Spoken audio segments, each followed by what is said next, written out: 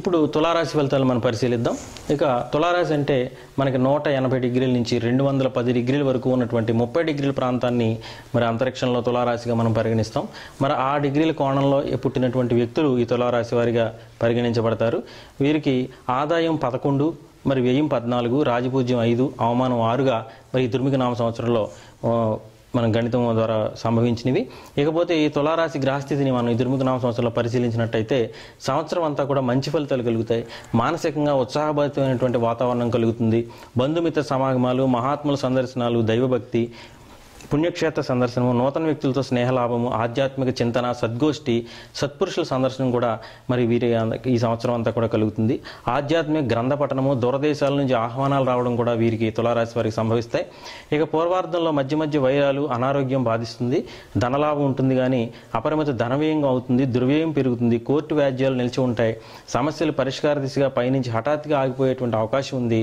మరి ఉత్తరార్ధంలో అపూర్వ మిత్రుల కలయిక, హఠాత్తుగా కార్యసాఫలత, అప్రయత్న కార్యసిద్ధి, ధనలాభము, భూగృహ నిర్మాణాల, భార్యాపుత్ర సౌఖ్యము, వాహన ప్రాప్తి, ధర్మచింతన, నూతన ఉద్యోగ లాభము, కీర్తి, ఆరోగ్యము, అప్రయత్న ధనలాభం, మిత్రలాభం, అపూర్వ తీర్థగమనం, దైవ సందర్శనం, మనస్సంతోషము, కోర్టు వాద్యాల నుంచి విముక్తి, అప్రయత్నంగా పాతబాకీలు వసూలు అవటం, శత్రువులే మిత్రులు అవటం, సద్గోష్ఠి, సత్పురుషుల సందర్శనం కూడా కలుగుతుంది. ఇక విద్యార్థులకి ద్వితీయార్థం విజయం సాధిస్తారు. అవివాహితులకు ద్వితీయార్థంలో వివాహం జరుగుతుంది. సంతాన సౌఖ్యం కలుగుతుంది. నిరుద్యోగులు ఉద్యోగాలు సాధించగలుగుతారు. రాజకీయ నాయకులకు పదవి యోగం కలుగుతుంది.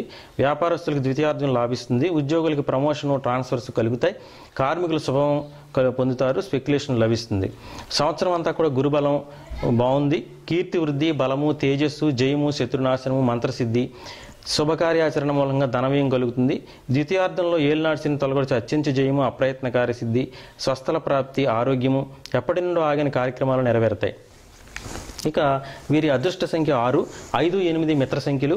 15, 24 తేదీలు శుక్ర, బుధ, శనివారాలు కలిసినట్టయితే మరింత యోగదాయకంగా ఉంటుంది. వీరు ఈ సంవత్సరం శుక్రుడు, కుజుడు, చంద్రుడు గ్రహాలకి శాంతి చేసుకున్నట్టయితే మంచి ఫలితాలు పొందుతారు.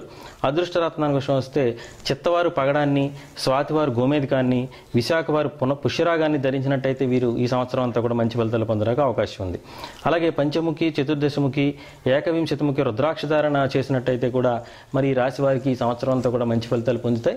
మరి ఇవన్నిటి కూడా పరిశీలించుకొని మరి ఈ రాశి వారు తగినటువంటి ఈ గ్రహశాంతులు, రుద్రాక్ష ధారణలు చేసినట్టయితే మంచి ఫలితాలు పొందుతారని ఆశిద్దాం.